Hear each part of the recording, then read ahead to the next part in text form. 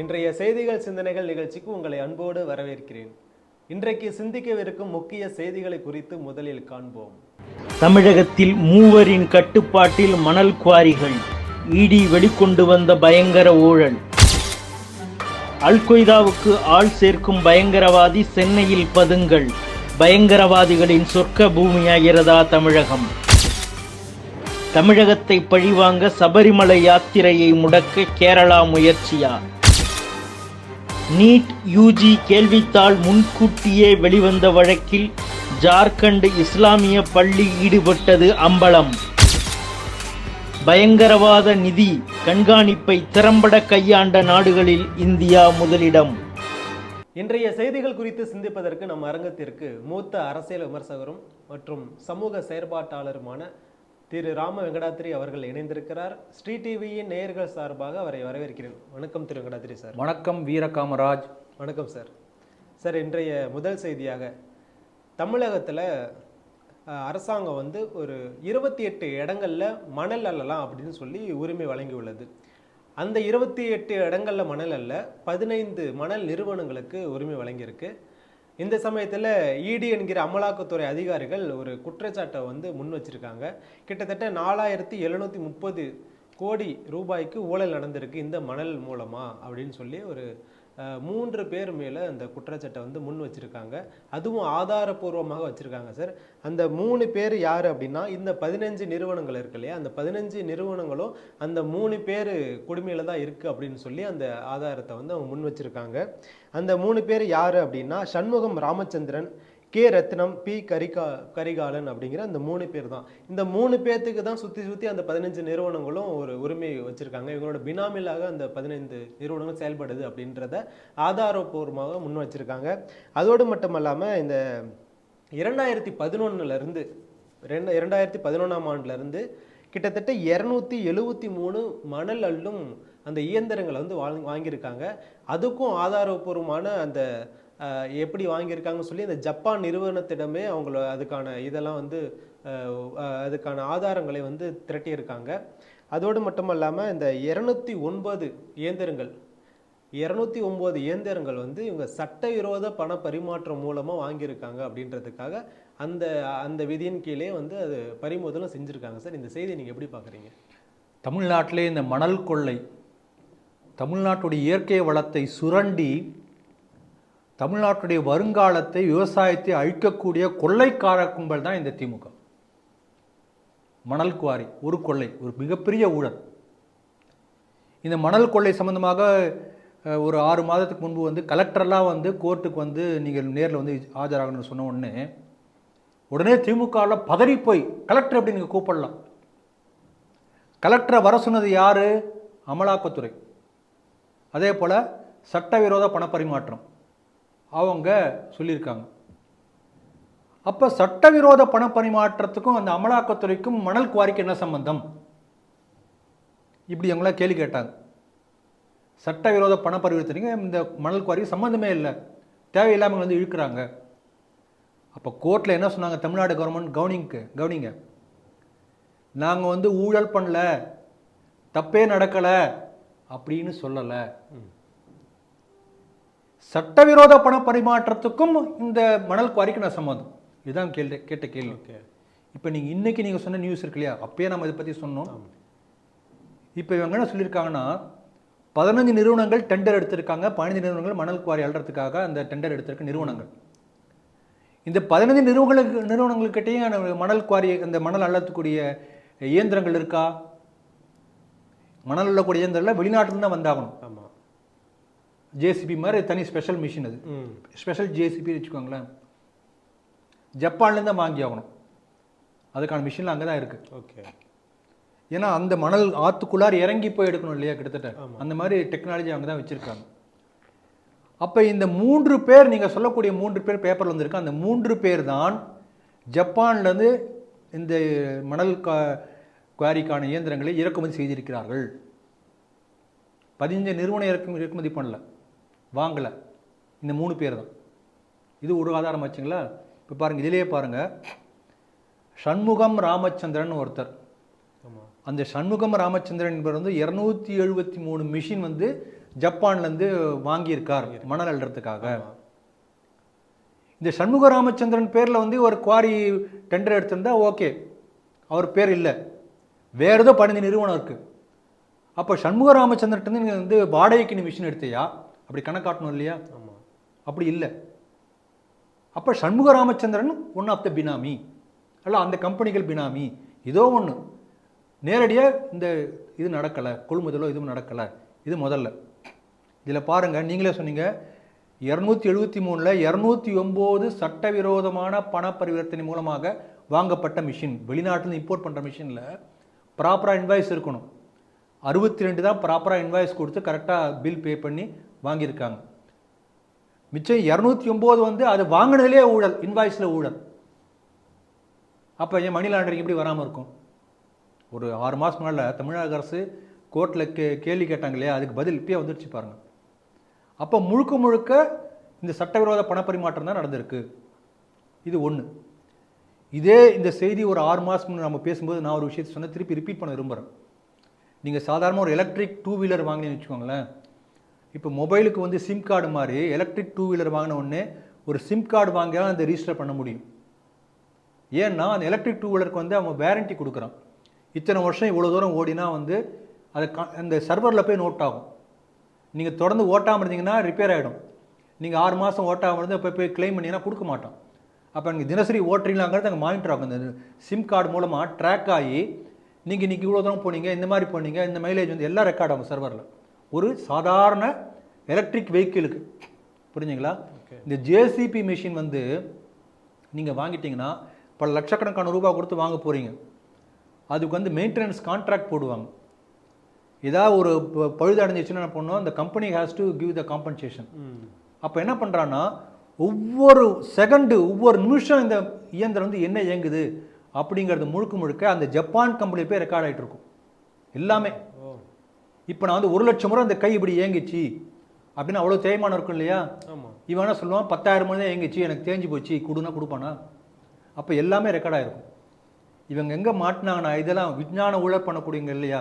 இதெல்லாம் யோசிக்க வேண்டாமா? ஜப்பான்லேருந்து கருவி வாங்கியாச்சு.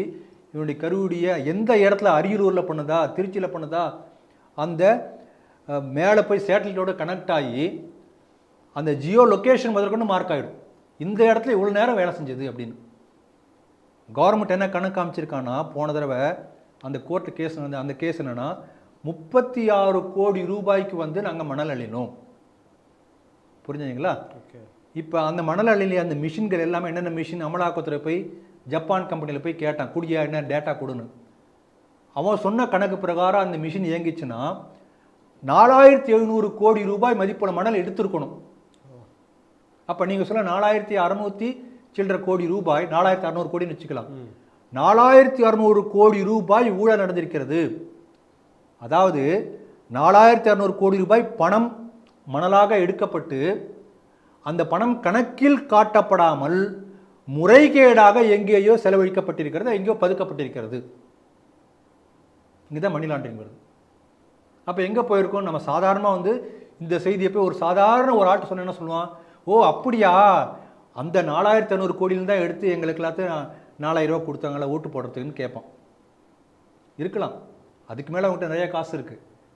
ஆகவே சட்டவிரோத பணப்பரிமாற்றம் இந்த மணல் குவாரிகள் மூலமாக நடந்திருக்கின்றது என்பதற்கு இன்னும் ஒரு ஆதாரமாக இந்த செய்தியை நாம் பார்க்க முடிகிறது. இப்போ பாருங்கள், அந்த இதுக்கு முன்னாடி திமுக ஆட்சியில் நடந்த ஊழல் நடந்தது.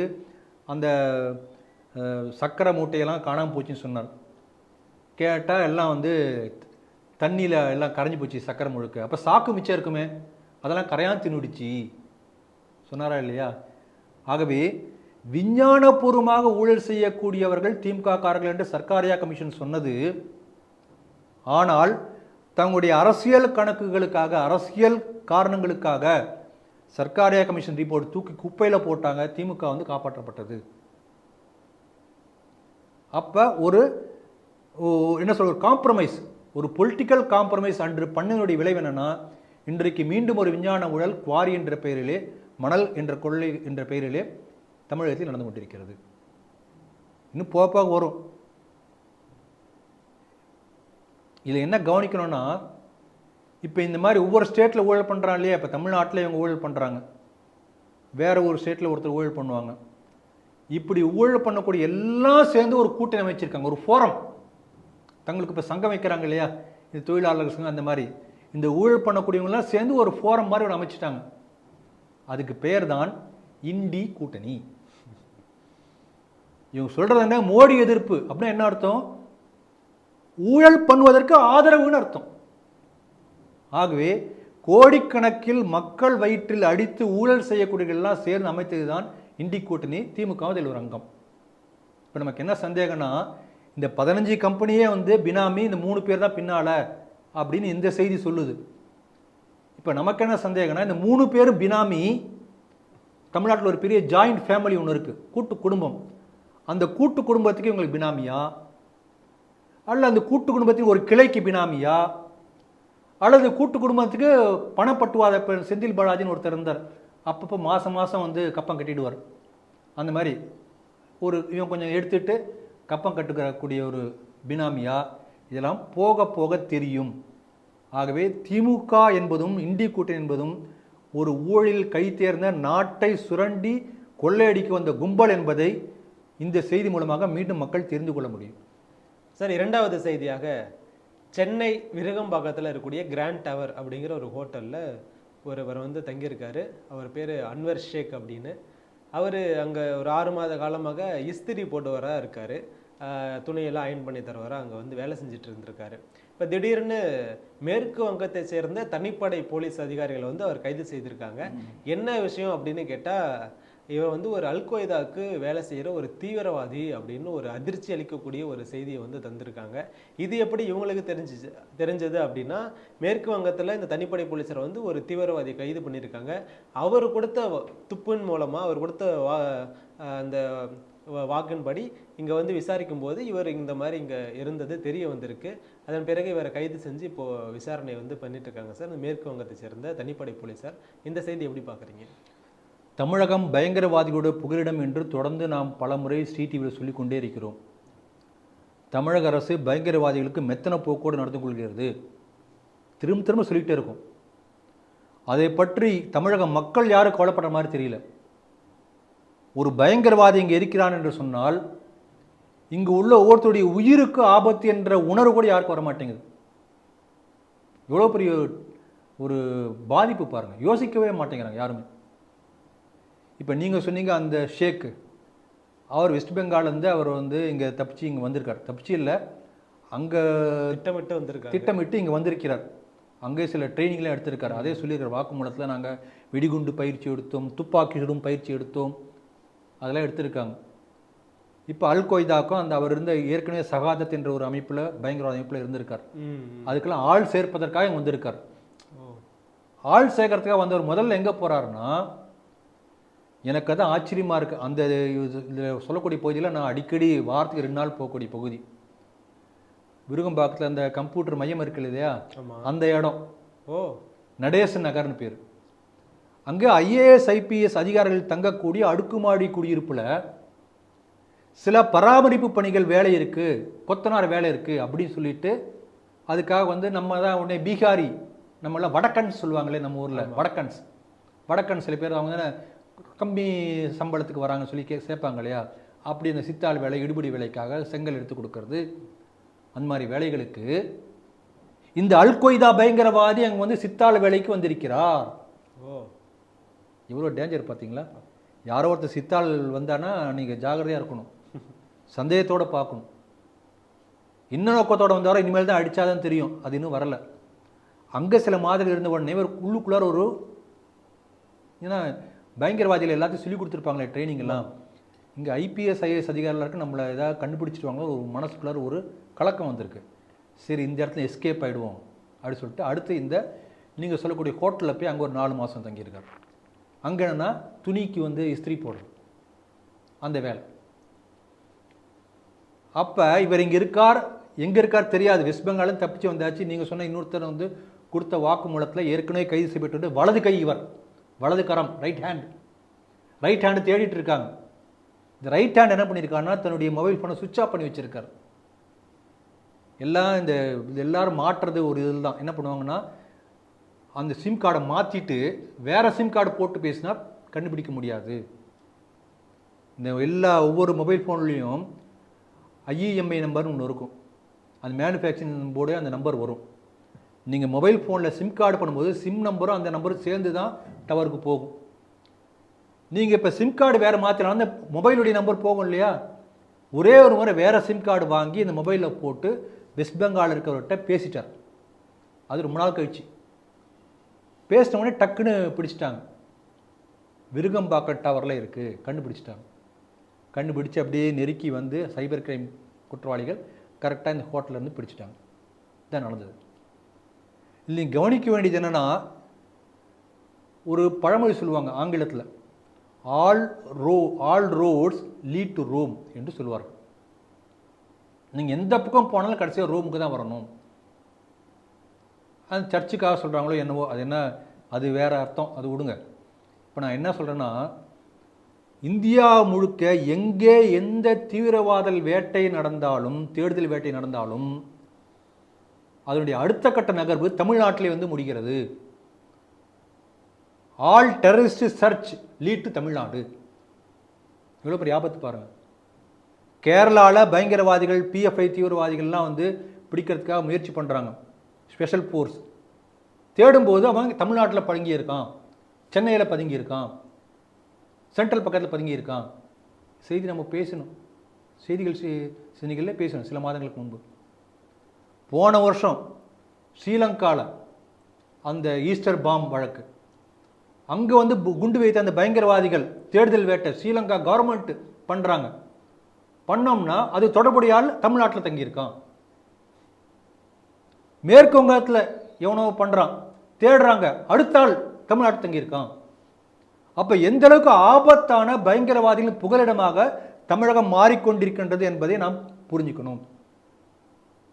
இப்போ அல் கொய்தா பற்றி எல்லாருக்கும் தெரியும், இந்த ஷஹாதத் பற்றி யாருக்குமே தெரியாது. அல் கொய்தா அளவுக்கு இன்னும் பயங்கரமான ஒரு அமைப்பு. அவன் என்ன பண்ணுறான்னா, எங்கெங்கெல்லாம் முஸ்லீம் பயங்கரவாதிகள் சிறையில் இருக்காங்களோ அந்த ஒவ்வொரு சிறையும் வெடிகுண்டு வைத்து அப்படியே தகர்த்து அங்கே உள்ள முஸ்லீம் பயங்கரவாதிகளை ரிலீஸ் பண்ணணும். இதற்காக திட்டம் தீட்டுவது இவ்வளோ பெரிய ஆபத்து பாருங்கள். இப்படி பண்ணக்கூடிய இந்த ஷஹாதத் குரூப் கொள்ளையடித்து முஸ்லீம்களுக்கு வந்து இந்த பயங்கரவாதத்துக்கு பணம் சேர்க்கணும். இப்படிலாம் அவங்களுடைய பிளான் இருக்குது. அப்படிப்பட்ட ஷஹாதத் என்கின்ற அமைப்பை பற்றி முதலாக தமிழக மீடியாக்களுக்கு எக்ஸ்போஸ் பண்ணதே ஸ்ரீ டிவி தான். அதுக்கு முன்னால் மற்ற மீடியாக்களுக்கு தெரியவே தெரியாது. அந்த ஷஹாதத்தோடையும் சேர்ந்துருக்கான். அப்போ இந்தளவுக்கு ஆபத்தான ஒரு நபர் நடமாடக்கூடிய தமிழ்நாட்டில் அரசியல் சூழ்நிலை எப்படி இருக்குது? கோயம்புத்தூரில் குண்டு வச்சவங்களாம் ரொம்ப நாள் ஜெயிலில் இருக்காங்க, அவங்கள முன் விடுதலை செய்ய வேண்டும். பயங்கரவாத இயக்கமாக இருக்கக்கூடிய பிஎஃப்ஐனுடைய இன்னொரு அங்கமாக இருக்கக்கூடிய எஸ்டிபிஐ நம்முடைய மத்திய அரசு தடை பண்ண, அது ஏன் பண்ணலன்னு தெரியாது. ஆனால் அந்த எஸ்டிபிஐ கூட நாங்கள் உறவு வைத்துக் கொள்ள வேண்டும், எல்லா அரசியல் கட்சிகளும் முண்டி அடிச்சு கொண்டு போகிறோம். அப்போ எந்த அளவுக்கு பயங்கரவாதத்துக்கு வந்து ஆதரவு பாருங்கள். இப்போ நீங்கள் கவனிக்கக்கூடிய முக்கியமான விஷயம் என்னென்னா, ஒரு நண்பர், நான் சொல்ல ஒரு 4-5 வருஷத்துக்கு முன்னாடி எங்கள் வீட்டுக்கு வந்திருந்தார். வந்திருக்கும்போது வீட்டில் உட்காந்து பேசிகிட்டு இருக்கும்போது ரோட்டில் வந்து யாரோ அந்த கத்தி பிடிக்கிறது, சாணா பிடிக்கிறது அப்படின்னு ஒருத்தர் சொல்லிட்டே போகிறார். ஒரு நிமிஷம், அவர் என்னை வெங்கட்டான் தான் கூப்பிடுவார். வெங்கட்டா ஒரு நிமிஷம் போய் பார்க்கலாம். பார்த்துட்டு அந்த ஆள் இப்படி பார்த்துட்டு சரி வந்துட்டார். அப்புறம் பேசிகிட்டு இருந்தோம். திருப்பி கொண்டாந்து வச்சு பழைய காஞ்சிபுரம் பட்டு சேலை, அதுக்கு வந்து புதிய இப்படி ஒன்று சொல்லிட்டே ஒருத்தன் போகிறான். ஒரு நிமிஷம் போய் பார்க்கலான்னு போய் பார்த்துட்டு வந்தார். எனக்கு ஒன்றும் புரியல, என்னன்னு கேட்டார். இல்லைப்பா, இந்த மாதிரி போகக்கூடிய ஆட்கள் நம்ம ஒரு நோட்டை விட்டு தெரிஞ்சு வச்சுக்கணும். நான் என்ன நினச்சேன்னா, ஓஹோ இந்த மாதிரி திருடங்க வருவாங்களோ, எந்த வீடு பூட்டி இருக்கு, துப்பு கொடுக்குறோம் அப்படி இருக்குமோ அப்படின்னு நினச்சி அந்த மாதிரி கேட்டேன். அவர் சொன்னார், அவர் அன்னைக்கு சொன்னது இன்னைக்கு உண்மைங்கிறத இப்போ நான் சொல்ல வரேன். நம்முடைய நாட்டுக்கு தேச துரோகம் செய்யக்கூடிய பயங்கரவாதிகள், நாட்டினுடைய இறையாண்மைக்கு ஆபத்து விளைக்கக்கூடியவர்கள், செக்யூரிட்டி த்ரெட்டு, அப்படி இருக்கக்கூடியவர்கள் இப்படிப்பட்ட ஆட்களைப் போல ரோடிலே நடமாடக்கூடும், ஜாக்கிரதையா பார்க்கணும். இன்னைக்கு பாருங்க, ஒரு இஸ்திரி போடக்கூடியவர் ஒரு பயங்கரவாதி, கட்டட வேலைக்கான சித்தால், ஐபிஎஸ் ஐஏஎஸ் கடியிருப்பில் பயங்கரவாதி. எந்த அளவுக்கு உண்மையாக இருக்கு பாருங்க. இன்னொரு சம்பவம் சொல்கிறேன் பாருங்க. ஒரு 6 ஆண்டுகளுக்கு முன்பு இந்து மண்ணை வெளியிட்ட அந்த ஆவணப்படம், நம்ம தமிழ்நாட்டில் நடந்த அந்த எல்லா ஹிந்து தலைவர்களை கொலை செய்யப்பட்டது, தாக்குதல் பற்றி ஒரு ஆவணப்படம் வெளியிட்டது. அதில் ஒரு சம்பவம் வந்திருக்கும். என்னன்னா, அது வந்து அதை நம்ம லிங்க் பண்ணி பார்க்கணும். என்ன வந்திருக்குன்னா, சிங்கப்பூரில் இருக்கக்கூடிய ஒரு இஸ்லாமிய நிறுவனம் தமிழ்நாட்டிலே ஒவ்வொரு 60 கிலோமீட்டருக்கும்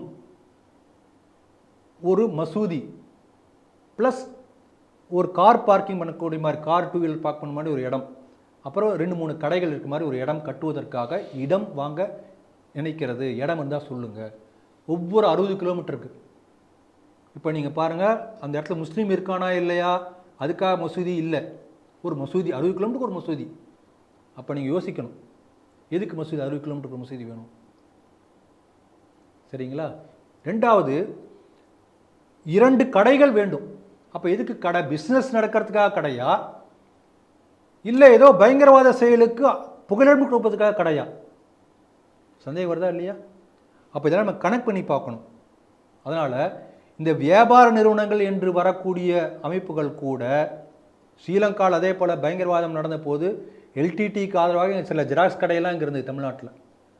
அவங்களுக்கு எல்லா சட்டவிரோத பணப்பரிமாற்றம் அந்த கடை மூலமாக நடக்கும். நீங்கள் பார்த்தீங்கன்னா சில கடைகள்லாம் வந்து ஈக்காக்கா இருக்காது, ஆனால் லைட்டெல்லாம் போட்டு ஜோராக 24 மணி நேரம் இயங்கிட்டே இருக்கும். எப்படி இயங்குறோம்? அப்போ அந்த கடை எதுக்காக இயங்குது? ஆகவே ஒவ்வொருத்தருக்கும் ஒரு கடமை இருக்குது. இப்படிப்பட்ட எல்லா சம்பவங்களையும் நாம் வந்து கூர்மையாக கவனிக்கணும். ஏன்னா பயங்கரவாதம் எந்த வடிவில் கூட வரலாம், அது தமிழ்நாட்டில் குறிப்பாக அதுக்கான வாய்ப்புகள் அதிகமாக இருக்கின்றது. இந்த சிறப்பு படை காவல் செய்திருக்கிறது மேற்குவங்கத்தில், அவங்களுக்கு பாராட்டுதல்கள். மோடி அரசாங்கம் வந்த பிறகு பயங்கரவாதத்துக்கு எதிரான இந்த தேடுதல் வேட்டை அதிகமாகிக் கொண்டிருக்கிறது. நிச்சயமாக பயங்கரவாதம் அழிக்கப்படும். ஆனால் அதற்கான முனைப்பு நாம் எல்லோரிடமும் வர வேண்டும். அதற்காக இந்த செய்தி ஒரு விழிப்புணர்வாக இருக்கட்டும் என்று சொல்லி இந்த செய்தி நிறைவு செய்கிறது. சார், 3வது செய்தியாக, கேரள அரசு சாலை போக்குவரத்து கழகம் தமிழகத்தில் இயங்கி வரும் பேருந்துகளை வந்து வரி வசூலிப்பதாக கூறி ஜப்தி செய்யப்பட்ட விவகாரம். இப்போ அது தொடர்பாக அம்மாநில அமைச்சராக இருக்கக்கூடிய போக்குவரத்து துறை அமைச்சராக இருக்கக்கூடிய KP கணேஷ்குமார் என்பவர் வந்து ஒரு அறிக்கை ஒன்று கொடுத்துருக்காரு சார். அதாவது எச்சரிக்கையாக அவர் கொடுத்துருக்காரு. தமிழக அரசு வந்து கேரளா பேருந்துகளை வந்து நீங்கள் வரி அதிகமாக வசூலிச்சிங்க இல்லை ஜப்தி பண்ணீங்க அப்படின்னா அதே மாதிரி எங்களோட மாநிலத்தில் நாங்களும் பண்ணுவோம். தமிழ்நாட்டில் இருந்து வரக்கூடிய சபரிமலை பக்தர்களுக்கு இப்போ சபரிமலை சீசன் வரப்போகுது, நாங்களும் அதே போல் நாங்கள் பண்ணுவோம் அப்படின்னு சொல்லி ஒரு எச்சரிக்கையாக வந்து இதை தெரிவிச்சிருக்காரு சார். இதோட நோக்கம் என்னவா சார் இருக்கும்? அதாவது ஒன்று, all India tourist permit AITP என்று சொல்லக்கூடிய அந்த டூரிஸ்ட் பெர்மிட் வைத்திருக்கக்கூடிய அமைப்புகள்லாம் சேர்ந்து ஒரு புகார் ஏற்கனவே கொடுத்துருக்காங்க. இந்த ஆல் இண்டியா டூரிஸ்ட் பெர்மிட் உள்ள எல்லா அந்த வாகனங்கள் எல்லாமே மற்ற எந்த மாநிலத்தையும் இந்த மாதிரி வரி வசூல் பண்ணுறதில்ல. தமிழ்நாட்டில் மட்டும் கர்நாடகாக்காரனும் இந்த புகார் கொடுத்துருக்கான். ஒரு பஸ்ஸு, கேரளா பஸ்ஸு, இந்த கேரளா KSRTC பஸ் உள்ளே வந்தாச்சுன்னா, கேரளா பஸ் வந்தாச்சுன்னா ஒரு மாதத்துக்கு வந்து 1 லட்சம் ரூபாய் எக்ஸ்ட்ரா அவங்க டேக்ஸ் கட்டணும். வண்டி பிடிச்சு வச்சுருவாங்க. ஒரு சீட்டுக்கு ஒரு மாதத்துக்கு 4000 ரூபாய் எக்ஸ்ட்ரா கட்டணும். வரி அதிகம் தமிழ்நாட்டில். அப்போ இந்த ஆம்னி பஸ்லாம் ஏன் அவ்வளோ வாங்குறாங்கன்னா காசு எக்ஸ்ட்ரா வாங்குறாங்க. தமிழ்நாடு கவர்மெண்ட் வாங்குது. இது யாருக்கும் இங்கே உள்ளவங்களுக்கு தெரியாது. ஆம்னி பஸ் வாங்கக்கூடிய அதிகப்படி கட்டணம் அத்தனையுமே தமிழ்நாடு அரசுக்கு அதில் மிகப்பெரிய பங்கு போய்கொண்டிருக்கிறது. மக்கள் வயிற்றில் இப்படிலாம் அடிக்கிறாங்க, இது யாருக்கும் தெரியாது. அப்போ அந்த மாதிரி வாங்குறாங்க, அது தப்பு என்று சொல்லியிருக்காங்க. அது தவறு, அது நான் வந்து மறுக்கலை. Okay sir. ஆனால் நம்ம கேள்வி எங்கே வருதுன்னா, அப்படி அந்த கேரள அரசு வாகனங்களுக்கு அதிக வரி வசூலிப்பை நிறுத்தாவிட்டால் சபரிமலைக்கு வரக்கூடிய பக்தர்களுக்கு நாங்கள் கடுமை காட்டுவோம், அதே போல் நாங்கள் வந்து வாகனத்தை சீஸ் பண்ணுவோம், நாங்கள் அவங்களை டார்ச்சர் பண்ணுவோம். இப்போ என்னுடைய கேள்வி என்னன்னா, சபரிமலை தவிர மற்ற நாளில் கேரளாவுக்கு பஸ்ஸு போகாதா தமிழ்நாட்டிலேருந்து? இப்போ கேரளா பஸ் இங்கே வர மாதிரி தமிழ்நாடு பஸ்ஸு டெய்லி போயிட்டு தானே இருக்கும். அந்த பஸ்ஸை பிடிக்கிறது. சபரிமலைக்கு கார்த்திகை மாதம் வரப்போகுது. கார்த்திகை மாதம் வரைக்கும் வெயிட் பண்ணிட்டு சபரிமலைக்கு வரக்கூடிய பக்தர்களிடம் கடுமை காட்டுமா கேரளா அரசு? இது பழி வாங்கிறதுக்காக. ஏன் நாளைக்கே பண்ணுறது? நாளைக்கு தமிழ்நாட்டில் ஒரு பஸ்ஸு கூட கேரளாவுக்கு போகாதா? அப்போ என்ன உள்நோக்கம் பாருங்க. இப்போ தமிழ்நாட்டில் தினசரி வந்து ஏகப்பட்ட லாரியில் வந்து காய்கறி, அரிசி, அந்த சாப்பிட்றதுக்கு மாடு, பசுமாடு வெட்டுறதுக்கு எல்லாம் பாதி பேர் மாடு தானே சாப்பிட்றாங்க. எல்லாம் தமிழ்நாட்டிலேருந்து போயிட்டுருக்கு. இந்த வாகனங்களை சீஸ் பண்ணுங்களேன் கேரளாவில். பண்ணுவீங்களா? ஒரு நாள் பண்ணீங்கன்னா கேரளா சாப்பாடுக்கே வழியெல்லாம் போயிடும். அப்போ என்ன உள்நோக்கம் என்று என்ன சொன்னால், இந்த பேரில் தமிழக அரசை பழிவாங்க வேண்டும் என்ற நோக்கத்திலே சபரிமலைக்கு வரக்கூடிய ஐயப்ப பக்தர்களை வந்து குறைக்க வேண்டும். இந்துக்கள் வெறுப்பு அரசியல் கேரளத்தில் நடந்து கொண்டிருக்கிறது. அதை தெளிவாக புரிஞ்சுக்கணும். இப்போ கனிமொழி அவங்க போன வருஷம் இதே போல் பேசினாங்க. என்ன பேசினாங்கன்னா, தமிழ்நாட்டில் கடவுளே இல்லையா, வணங்குறதுக்கு கோயிலே இல்லையா, ஏன் நம்ம காசை கொண்டு போய் கேரளாவுக்கு கொடுக்குறீங்க, நம்முடைய பொருளாதாரம் கேரளாவுக்கு போய்கொண்டிருக்கிறது.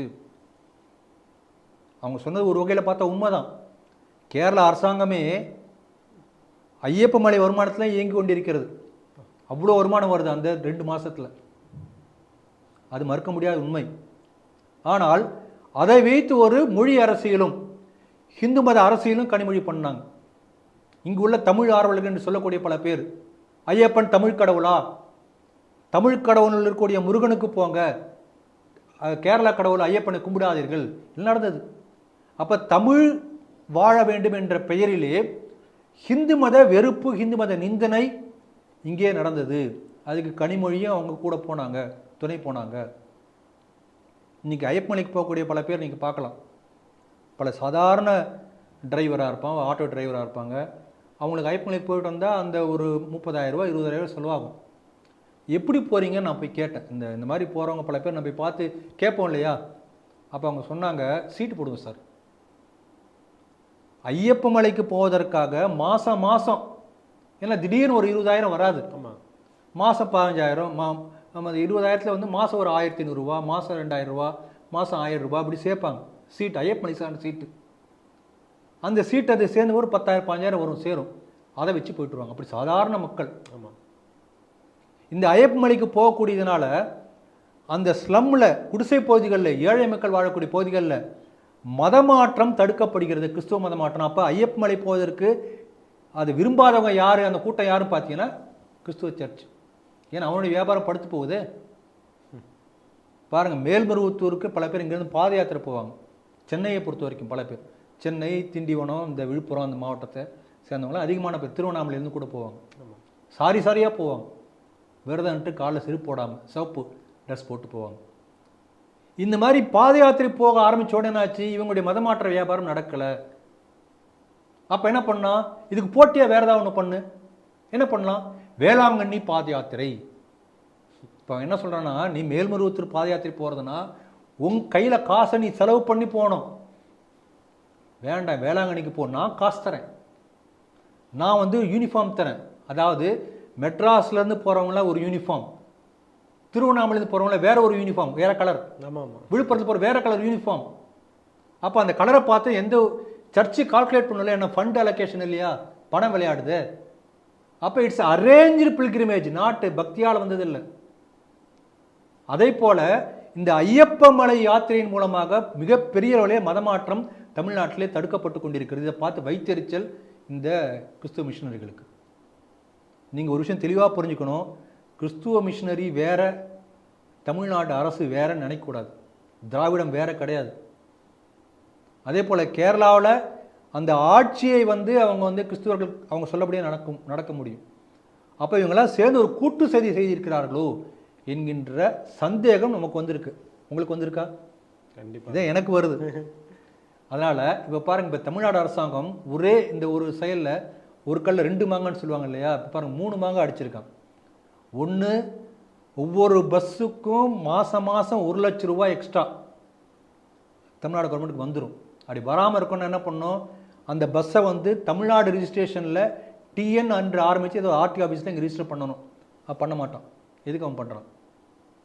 இல்லாட்டி கப்பம் கட்டணும். ஒரு பஸ்ஸுக்கு ஒரு மாதத்துக்கு 1 லட்சம் ரூபா.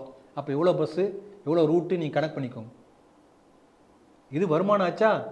ரெண்டாவது, இப்போ என்ன பண்ணலான்னா, இப்போ ஏற்கனவே போன வருஷமே அதுக்கு முந்தின வருஷம் கூட ஆரம்பிச்சிட்டாங்க கனிமொழி அக்காலாம்.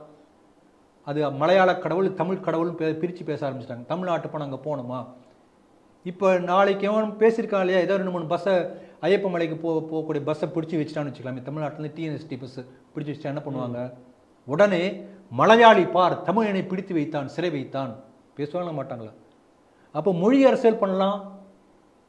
நீ கள்ளசாராயம் பற்றி பேச மாட்டீங்க, எல்லாம் மறந்துடுவீங்க. இந்த நிர்வாக சீர்கேடை பற்றி யாரும் பேச மாட்டாங்க. மொழி என்று ஒரு சூடு பறக்கக்கூடிய அரசியல் வைத்து அதை வச்சு கொஞ்ச நாள் ஓட்டலாம். 2வது மாங்க ஆச்சா. 3வது, இந்த அரசு ஏற்கனவே ஹிந்து விரோத அரசு. அவங்களுடைய ஆன்டி ஹிந்து அஜெண்டாவும் இந்த ஃபுல்ஃபில் ஆகுது. அப்போ இப்படி ஒரு களில் 3 மாங்காய் அடிப்பதற்காக தமிழக அரசு திட்டம் தீட்டியிருக்கிறது. கேரள அரசு என்ன பண்ணியிருக்காங்க? தமிழக அரசு பண்ண அநியாயத்தை பழிவாங்குவதற்காக ஐயப்ப மலைக்கு வரக்கூடிய பக்தர்களும் கடமையை காட்டப் போகிறோம். அப்போ 2 அரசு சேர்ந்து கூட்டு முயற்சியாக இந்துக்களுக்கு விரோதமாக செயல்பட ஆரம்பித்திருக்கின்றன. ஆகவே எல்லா இந்துக்களும், குறிப்பாக ஐயப்ப மலைக்கு போகக்கூடிய ஒவ்வொரு பக்தர்களும், எல்லா ஐயப்ப சங்கங்களும் இந்த கேரள அரசு இந்த அறிக்கையை கடுமையாக கண்டிக்க வேண்டும், எதிர்த்து போராட வேண்டும். சார், 4வது செய்தியாக இந்த நீட் கொஸ்டின் பேப்பர் லீக் ஆச்சு அப்படின்னு சொல்லி ஒரு பெரிய இஷ்யூவாக போயிட்டு இருந்தது. சோசியல் மீடியாவில் எல்லாமே அது குறித்து தான் எல்லாரும் தங்களுடைய கருத்துக்களை பதிவு பண்ணிட்டு வந்தாங்க. இப்போது அந்த வழக்கானது சிபிஐ கைக்கு போனதுக்கு பிறகு இப்போ அந்த வழக்கில் ஒரு திடீர் திருப்பம் வந்துள்ளது சார். இந்த கொஸ்டின் பேப்பர் லீக்கில் ஈடுபட்டது ஜார்க்கண்டில் இருக்கக்கூடிய ஒரு இஸ்லாமிய பள்ளி தான் அப்படின்னு சொல்லி இப்போ சிபிஐ அந்த பள்ளியில் இருக்கக்கூடிய முதல்வரான எக்ஸானுல் ஹக் மற்றும் துணை முதல்வர் இம்தியாஸ் ஆலம் அப்படிங்கிற 2 நபர்களை அதோடு சேர்ந்து மற்றும் 5 கைது பண்ணியிருக்காங்க சார் சிபிஐ. இந்த செய்தி எப்படி பார்க்குறீங்க? நீங்கள் சொன்ன ஒரு அண்டர்லைன் பண்ணீங்க, இஸ்லாமிய பள்ளி என்பதும் கவனிக்கப்பட வேண்டிய ஒரு விஷயம். இந்த கொஸ்டின் பேப்பர் லீக் வந்த உடனேயே எல்லாம் கத்தினாங்க. தமிழ்நாட்டில் என்ன சட்டசபையில் தீர்மானம் நிறைவேற்றிருக்காங்க, நீட்டு தேவையில்லை என்று எல்லா மாநில அரசுகளும் எதிர்க்கணும் சொல்லி தீர்மானம் போட்டிருக்காங்க. தீர்மானம் போட்டு நடக்க போகிறதுன்னு வச்சுக்கோங்களேன். நீட்டை அவங்க ஒழிக்கிற ரகசியம் என்ன தெரியுங்களா? நீட்டு ஒழிக்கக்கூடிய ரகசியம், யாராவது பதவி ஏற்கும்போது உதயநிதி வாழ்க நீட் ஒழிக அப்படின்னு சொல்லி பதவி ஏற்கணும்.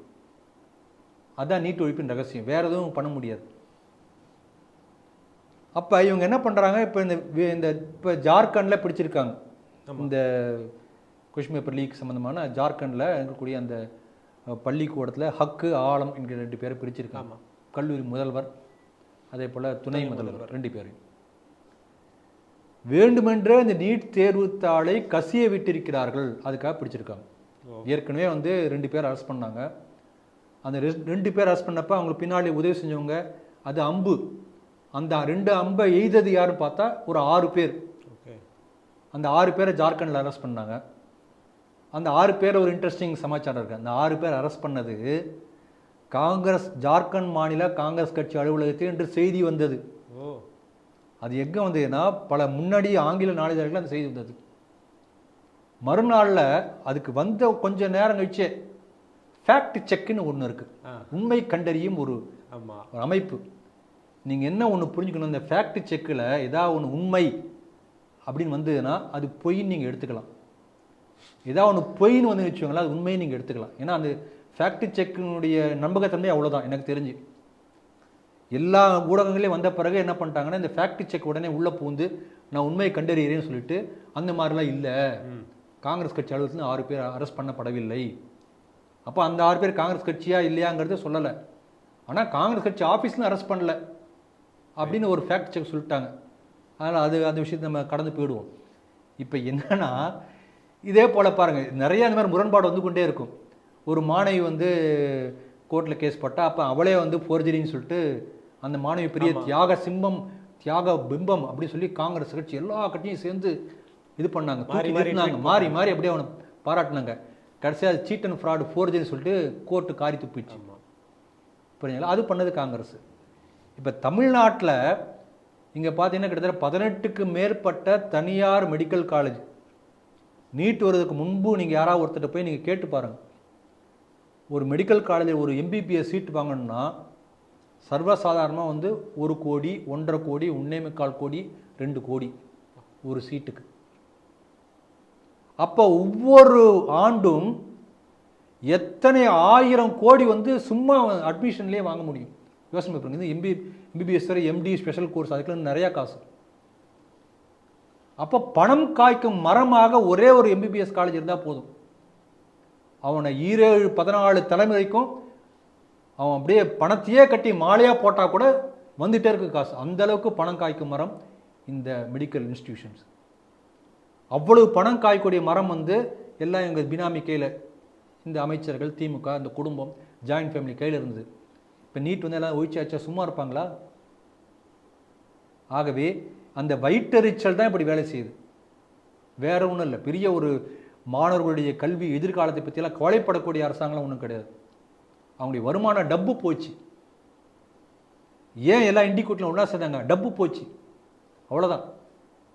இப்போ எனக்கு என்ன சந்தேகம்னா, இந்த கைது பண்ணியிருக்காங்க இல்லையா இந்த ஹக்கு ஆலம், இவங்களும் 2 பேருடைய பண பரிமாற்ற நடவடிக்கைகளையும் வந்து சிபிஐ வந்து விசாரிக்கணும். ஏன்னா இந்த அளவுக்கு பணம் காய்க்கக்கூடிய, பணம் விளையாடக்கூடிய இடம் வந்து அதை வந்து உடைக்கிறதுக்காக எத்தனையும் சதி பண்ணியிருக்காங்க, தெளிவாக தெரியுது இல்லையா? அதனால் ஏதாவது பணம் சில கோடிகள்லையோ பல கோடிகள்லையோ இந்த மெடிக்கல் மாஃபியாக்கிருந்து அங்கே போயிருக்கா என்பதையும் பார்க்க வேண்டும்.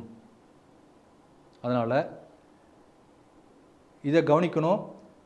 இப்போ காங்கிரஸ் கட்சி ஏன் மௌனமாக இருக்கு? உடனே இந்த மாதிரி ஏதாவது பேசணும்ல, அப்போ அவ்வளோ பேச்சு பேசினாங்களே, குதிச்சாங்களே, ஏன் மௌனமாக இருக்கு? அது நம்ம பார்க்கணும்.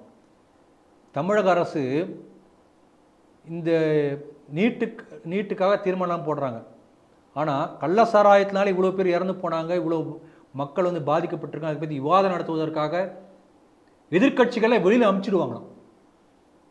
அப்போ மக்கள் பிரச்சனைக்கு என்ன முக்கியத்துவம் கொடுக்குறாங்க பாருங்க.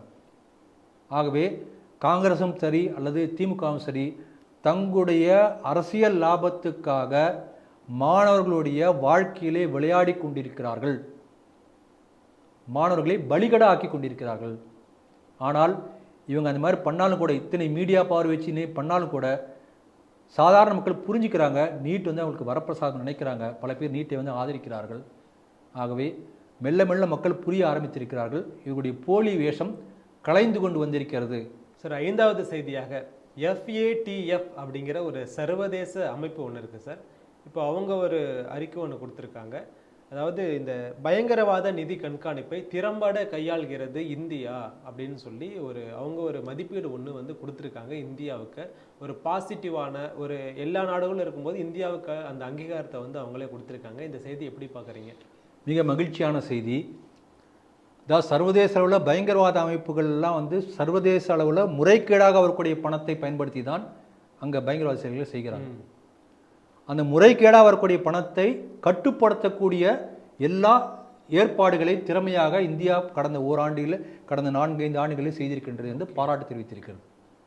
இதில் என்ன கவனிக்கணும்னா, இந்த FATF என்கின்ற அமைப்பில் G20 என்று சொல்லக்கூடிய உலக வல்லரசு நாடுகள், அந்த உலக வல்லரசு நாடுகளிலே 4 நாடுகள் தான் FATF சொன்ன எல்லா அந்த அம்சங்களையும் நடைமுறை கொண்டு வந்திருக்காங்க. அந்த 4 நாடுகளில் இந்தியாவும் இப்போ சேர்ந்திருக்கிறது. அதான் மற்ற வல்லரசு நாடுகளால் செயல்படுத்த முடியாத அந்த பல செயல்பாடுகளை இந்தியா செய்ய ஆரம்பித்திருக்கிறது. அப்போ என்ன சொல்லியிருக்காங்கன்னா, இனிமேல் இந்தியா வந்து இப்போ ஏற்கனவே இந்த ஸ்டியரிங் கமிட்டி என்று சொல்கிறார்கள், அதை வழிகாட்டக்கூடிய ஒரு குழு போட்டிருக்காங்க. அந்த குழுவில் இந்தியா இருக்கிறது உலக அளவில். அதில் வந்து இனிமேல் இந்தியா வந்து மற்ற நாடுகளுக்கு முன்னுதாரணமாக இதை வந்து எப்படி செய்கிறது என்பதை வழிகாட்ட வேண்டும் என்று கேட்டுக்கொண்டிருக்கிறார்கள். பெரிய வெற்றி இது. அதுக்கு அவங்க சுருக்கமாக சொல்கிறது என்ன, அந்த வெற்றிக்கான காரணம் என்ன சொல்கிறாங்கன்னா, ஜேம், அதுதான் வெற்றிக்கான 2 காரணம். ஒன்று ஜேம், இன்னொன்று டெமோ. அப்படின்னா சார், ஜேம்னா ஜன்தன் ஆதார் மொபைல். ஓகே. இந்த 3ம் சேர்ந்ததன் காரணமாக டிஜிட்டலாக கரன்சியை பயன்படுத்தக்கூடிய அது வந்து நடைமுறை இந்த நாடு முழுக்க எல்லா மக்களுக்கும் பழக்கப்படுத்தி விட்டது கடந்த 10 ஆண்டுகளில். அப்போ எல்லாருமே யூபிஐயில் பண்ணுறாங்க இல்லையா? ஆமாம். இப்போ நீங்கள் ஒரு கேஷ் நான் வந்து உங்கள்கிட்ட 100 ரூபா கொடுக்குறேன், நீங்கள் 100 ரூபா இன்னொருத்தட்ட கொடுக்குறீங்க, அது இன்னொருத்தட்ட கொடுக்குறாரு. இப்போ ஒரு 100 பேருக்கு அந்த மாதிரி போதுன்னு வச்சுக்கலாமே. அந்த 100 பேருக்கு எப்படி இந்த 100 ரூபாய் போனது மாதிரி யாருமே ட்ராக் பண்ண முடியாது. ஆனால் நான் உங்களுக்கு யூபிஐயில் 100 ரூபா அனுப்புகிறேன், நீங்கள் அது இன்னொருத்தருக்கு அனுப்புறீங்க. இப்போ எத்தனை பேருக்கு யூபிஐயில் அனுப்பிச்சாலும் ட்ராக் பண்ண முடியும். அப்போ சட்டவிரோதமாக பணம் பரிமாற்றுவது இந்த டிஜிட்டல் பேமெண்ட் மூலம் நடக்க முடியாது. அதுதான் பெரிய ஒரு லாபம். எல்லாருக்கும் வங்கி கணக்கு, ஜன்தன் கணக்கு, எல்லாத்தையும் மொபைலோட லிங்க் பண்ணியாச்சு. ஆதாரோட இருக்கு, சும்மா யாரும் அனுப்ப முடியாது. வீர காமராஜ்னு வீர காமராஜுடைய அந்த கண் ரேகை, கை விரல் ரேகை எல்லாம் இந்த வீர காமராஜ் தான் இந்த பணம் அனுப்பிச்சார். ஆதார் வந்துடுச்சு இல்லையா, பேங்க் அக்கௌண்ட்ல இருக்கு இல்லையா. இன்னொரு வீர காமராஜ் அனுப்பிச்சார் நீங்க சொல்லி இங்க அல்ல, அந்த வீர காமராஜை யாரும் ஏமாற்ற முடியாது, தப்பிக்கவே முடியாது. அப்ப இந்த அளவுக்கு வந்து பணத்தை கட்டுப்படுத்தக்கூடிய ஒரு அமைப்பு வந்து இவ்வளவு பெரிய நாட்டில் வந்து 10 ஆண்டுகளை அமல்படுத்தியிருக்கு சக்சஸ்ஃபுல்லாக, அதை பாராட்டியிருக்காங்க. இது ஒன்று. ரெண்டாவது, டிமானிட்டைசேஷன், பண மதிப்பிழப்பு. கட்டுக்கட்டா ஆயிரக்கணக்கான ரூபாய், கோடிக்கணக்கான ரூபாய் கள்ளப்பணம், அது முழுக்க வந்து பண மதிப்பிழப்பு செய்த காரணத்தினால் இந்த கள்ளப்பணம் முழுக்க வந்து அப்படியே ஸ்டாப் ஆயிடுச்சு. இப்போ இவங்கெல்லாம் கத்துனாங்க இல்லையா, பண மதிப்பிழப்புனா நாட்டுக்கு பெரிய ஆபத்து, பேங்க் வாசலில் கியூ நின்னாங்க. ஆனால் இன்னைக்கு FATF என்கின்ற அரசியல் சார்பற்ற சர்வதேச அமைப்பு இந்தியாவை பாராட்டி இருக்கிறது. என்னன்னு பாராட்டியிருக்காங்க, இந்த நாள் தான் வந்து இங்கே டெரரிசம் ஒழிஞ்சிருக்கு. காஷ்மீரில் கல்லெறியறது ஏன் நின்றுதுன்னா, கல்லெறியறதுக்கு 500 ரூபாய் காசு கொடுக்கல, காசு வரக்கூடிய வழி அடைச்சாச்சு. தூத்துக்குடியில் வந்து 1 வருஷம் வந்து உண்ணாவிரத போராட்டம் அணு உலை கிழித்து நடந்தது. இப்போ அது நடக்க முடியாது, ஏன்னா காசு வரக்கூடிய வழியை அடைச்சாச்சு. அப்போ சட்டவிரோதமாக பணம் வரக்கூடிய வழியை அடைத்த காரணத்தினால் முறைப்படியாக நீங்கள் பணம் வந்தாகணும்.